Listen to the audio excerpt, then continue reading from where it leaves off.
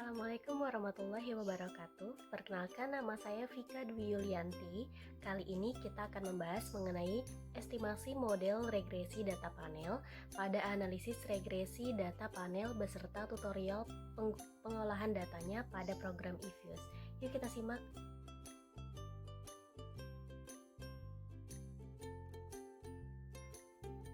Estimasi model regresi data panel pada analisis regresi data panel. Apa sih analisis regresi data panel itu? Yaitu merupakan suatu metode yang digunakan untuk memodelkan pengaruh variabel prediktor terhadap variabel respon dalam beberapa sektor yang diamati dari suatu objek penelitian selama periode waktu tertentu. Gabungan antara data cross-section dan data time series, di mana unit cross-section yang sama diukur pada waktu yang berbeda. Maka dengan kata lain, data panel merupakan data dari beberapa individu atau sampel yang diamati dalam beberapa kurun waktu tertentu. Untuk model regresi data panel ada 3 macam. Yang pertama, Common Effect Model atau CEM, yang merupakan model yang paling sederhana dibandingkan dengan model Fixed Effect Model atau FEM ataupun Random Effect Model atau REM. Dalam regresi data panel, asumsi pertama yang dikenalkan dalam regresi data panel dengan model Common Effect adalah asumsi yang menganggap bahwa intercept dan slope selalu tetap baik antar waktu maupun antar individu. Setiap individu yang dikatakan sebagai N yang diregresi untuk mengetahui hubungan antara variabel dependent dengan variabel independent akan memberi intercept maupun slope yang sama besarnya. Begitu pula dengan waktu akan memberikan intercept maupun slope dalam persamaan regresi data panel. Model Common Effect atau T, nilai intercept dan slope dalam persamaan regresi data panel. Model Common Effect menggambarkan hubungan antara variabel dependent dan variabel independent adalah sama untuk setiap waktu. Hal ini dikarenakan dasar yang digunakan dalam regresi data panel model Common Effect yang mengabaikan pengaruh individu dan waktu pada model yang dibentuknya, menurut Sriana tahun 2014 nomor 107. Kemudian yang kedua adalah Fixed Effect Model atau FEM. Model efek tetap atau fixed effect adalah model regresi data panel yang dapat menunjukkan bahwa perbedaan konstanta antar objek dalam koefisien regresi yang sama. Fixed effect menggambarkan suatu objek observasi memiliki konstanta yang bernilai tetap untuk beberapa periode waktu. Demikian pula dengan koefisien regresinya memiliki nilai yang tetap untuk beberapa periode waktu atau time invariant. Menurut Sriana tahun 2014 nomor 121. Pada fixed effect model ada 2 asumsi yang dapat dijelaskan. Yang pertama, asumsi slope konstan tetapi intercept bervariasi antar individu. Asumsi ini menjelaskan bahwa estimasi data panel menghasilkan persamaan menggambarkan slope konstan tetapi intercept berbeda, dikarenakan adanya perbedaan antar individu atau sampel. Asumsi yang kedua yaitu asumsi konstan tetapi intercept bervariasi antar sampel dan antar periode waktu. Asumsi ini menjelaskan bahwa estimasi data panel menghasilkan persamaan yang menggambarkan slope konstan tetapi intercept berbeda dikarenakan adanya perbedaan antar individu atau sampel maupun perbedaan periode waktu data analisis. Kemudian yang ketiga adalah Random Effect Model atau REM. Diasumsikan bahwa perbedaan intercept dan konstanta disebabkan oleh residual atau error sebagai akibat perbedaan antar sampel dan periode waktu yang terjadi secara random. Untuk menganalisis dengan metode Random Effect Model ini, ada satu syarat yang harus terpenuhi. Untuk menganalisisnya, Yang pertama, objek data cross-section harus lebih besar daripada banyaknya koefisien. Artinya, untuk melakukan sebanyak 3 variabel, baik independen maupun dependen, maka minimal harus ada 3 objek data cross-section. Hal ini berkaitan dengan derajat keabsahan data yang dianalisis. Jika syarat ini dilanggar, maka koefisien efek random tidak dapat diestimasi atau akan menghasilkan angka 0 menurut Sriana tahun 2014 nomor 154. Pada random effect model terdapat 2 asumsi yang dapat dijelaskan sebagai berikut. Yang pertama,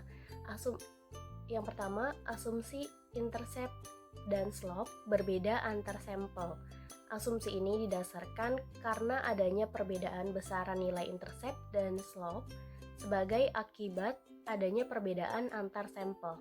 Yang kedua yaitu asumsi intercept dan slope berbeda antar waktu dan antar sampel. Asumsi ini didasari karena adanya perbedaan besaran nilai intercept dan slope baik secara antar waktu maupun antar sampel. Perbedaan ini terjadi karena pengaruh residual. Pada tutorial kali ini kita akan menggunakan program eViews. Pertama, contoh dari judul penelitian yang akan kita bahas yaitu pengaruh size, return of asset, debt to asset ratio, non-performing financing, dan penerbitan sukuk terhadap pengungkapan Islamic Social Reporting pada perbankan syariah di Indonesia tahun 2012 hingga 2016. Yuk kita simak. Pertama, kita buka terlebih dahulu program eViews-nya sudah kita siapkan, kemudian data di Excel dari data-data perbankan syariah yang akan kita teliti yang berisi size, ROA, DAR, NPF, sukuk, dan ISR. Untuk datanya ini sudah kita siapkan, akan kita impor ke program eViews. Namun pertama kita akan membuat judul penelitian baru dengan cara klik file, new, kemudian work file, output. Nah, ini kita ubah terlebih dahulu menjadi balance panel. Untuk start date-nya tahun 2012, end date-nya 2016, serta number of cross section-nya adalah 9. Kemudian pada kolom work file names-nya ini kita isi data panel ya.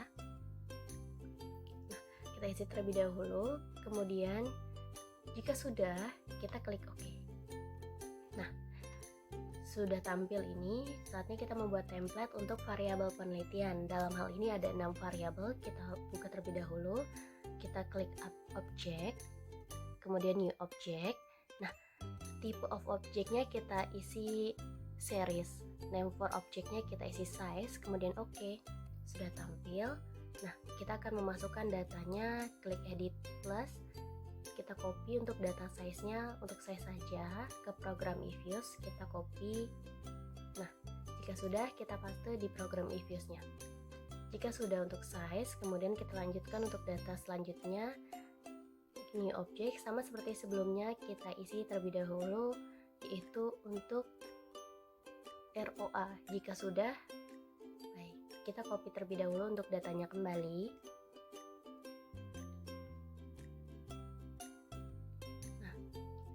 Paste.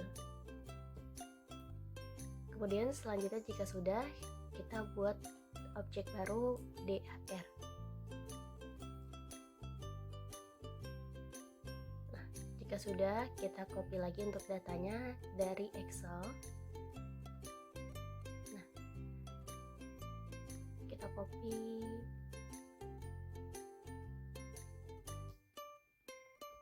Nah, jika sudah, selanjutnya kita akan membuat NPF.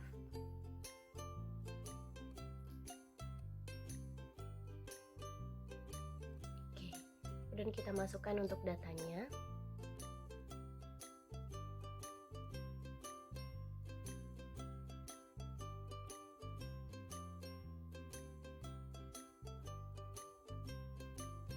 Nah, kemudian selanjutnya kita buat suku.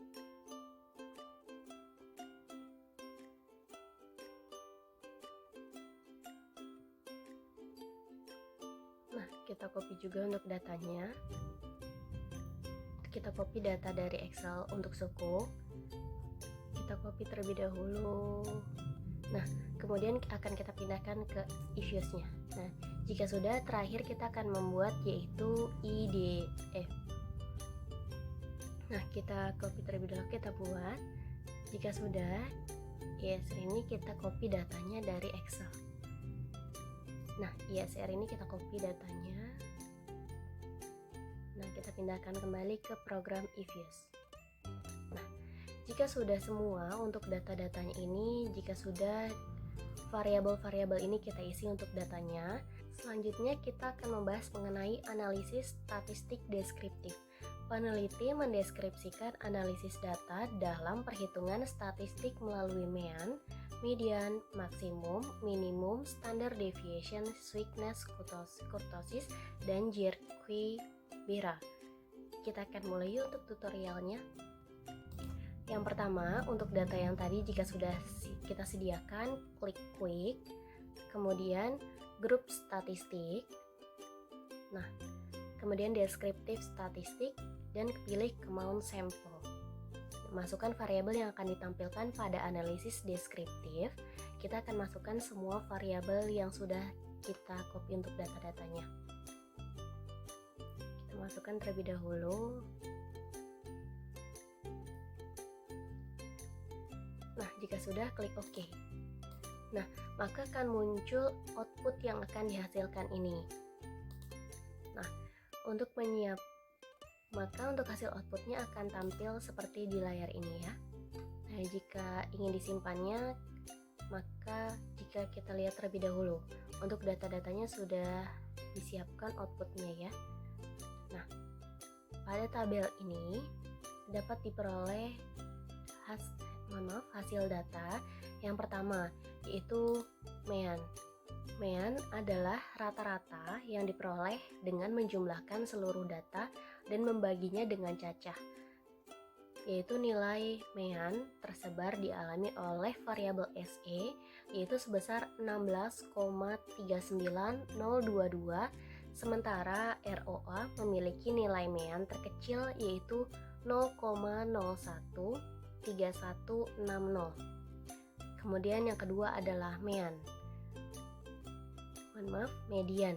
Median adalah nilai tengah atau rata-rata dua nilai tengah bila datanya genap. Bila datanya diurutkan dari yang terkecil hingga yang terbesar.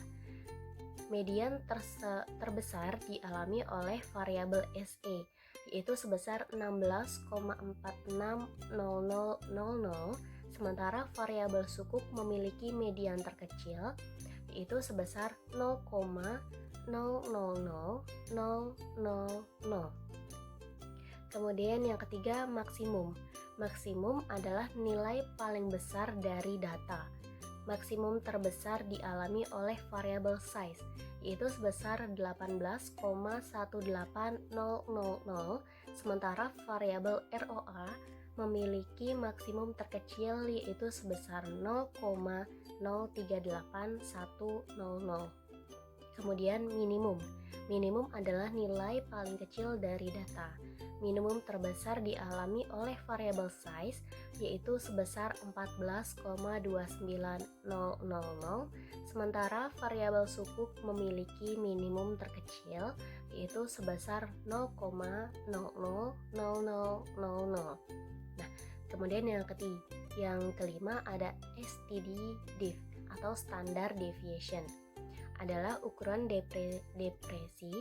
depresiasi atau penyebaran data di mana nilai standar deviasi terbesar dialami oleh variabel SME, yaitu sebesar 1,075476, yang berarti bahwa variabel LDR memiliki tingkat resiko yang lebih tinggi mengalami perubahan dibandingkan dengan variabel-variabel yang lain selama periode penelitian.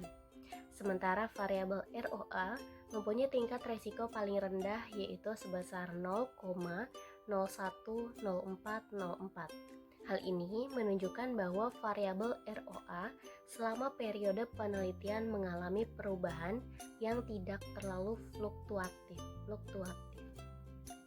Kemudian yang keenam yaitu sweetness, adalah ukuran asimetri distribusi data di sekitar mean. Sweetness dari suatu distribusi simetris atau distribusi normal adalah 0. Positive sweetness menunjukkan bahwa distribusi memiliki ekor panjang di sisi kiri. Untuk variabel DAR dan suku memiliki nilai di atas 0, yang berarti bahwa asimetri distribusi data di sekitar mean tidak normal, sedangkan variabel ISR, size, ROA, dan NPF memiliki nilai di sekitar 0, yang berarti bahwa asimetri distribusi data di sekitar mean bersifat normal. Kemudian yang ketujuh, ada kurtosis. Kurtosis yaitu mengukur ketinggian suatu distribusi. Kurtosis suatu data berdistribusi normal adalah 3. Bila kurtosis melebihi 3, maka distribusi data dikatakan leptokurtis terhadap normal. Bila kurtosis kurang dari 3, distribusi datanya datar atau pletikurtik dibandingkan dengan data berdistribusi normal. Untuk variabel DAR dan suku memiliki nilai kurtosis lebih dari 3, yang berarti bahwa ketinggian distribusi data ini tidak normal. Sementara variabel ISR, size, ROA, dan NPF memiliki nilai kurtosis kurang dari 3, yang berarti bahwa ketinggian distribusi data bersifat normal. Kemudian yang ke-8 ada Guebera, adalah uji statistik untuk mengetahui apakah data berdistribusi normal. Uji ini mengukur perbedaan sweetness dan kurtosis data dan dibandingkan dengan apabila datanya bersifat normal.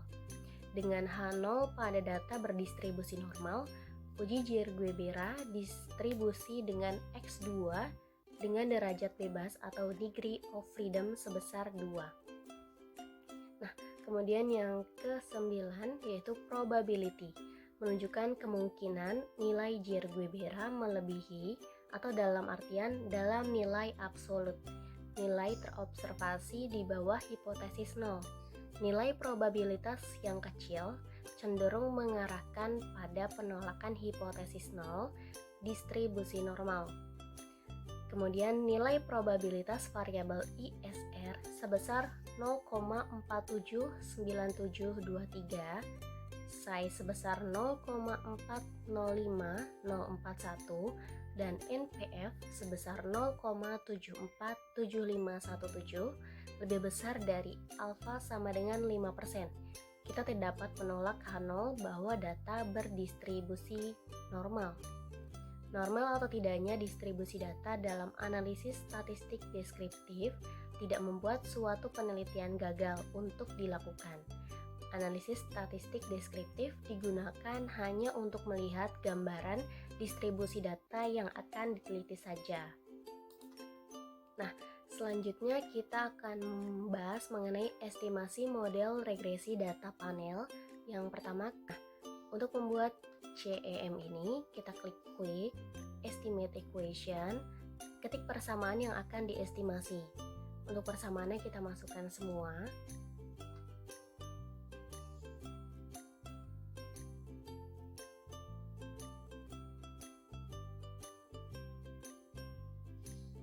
Nah, untuk metodenya dibiarkan saja, kemudian panel option. Nah, dipastikan untuk cross sectionnya non ya, kemudian klik OK. Nah, akan menghasilkan output sebagai berikut. Untuk outputnya kita simpan terlebih dahulu. Yang pertama, untuk outputnya berhasilkan seperti ini ya. Nah, jika sudah kita simpan terlebih dahulu, ketik EQ01. Selanjutnya kita akan membahas mengenai Fixed Effect Model. Yang pertama kita klik Estimate. Nah, kemudian pada bagian panel ini kita isi menjadi Fixed. Kemudian akan menghasilkan output seperti berikut. Nah, jika sudah kita simpan. Kemudian selanjutnya jika sudah disimpan, kita akan membuat analisis yang ketiga yaitu Random Effect Model. Klik Estimate. Kemudian pada panel option kita pilih random. Nah, kemudian klik OK. Nah, kemudian akan dihasilkan output seperti ini. Di mana untuk setiap output yang dihasilkan berbeda tergantung untuk cross section yang sudah kita isi. di mana di cross section ini terdapat known, fixed, dan random. Untuk hasil ini kita dihasilkan dari cross section random. Sekian untuk penjelasan tutorial if use dari aku, semoga bermanfaat.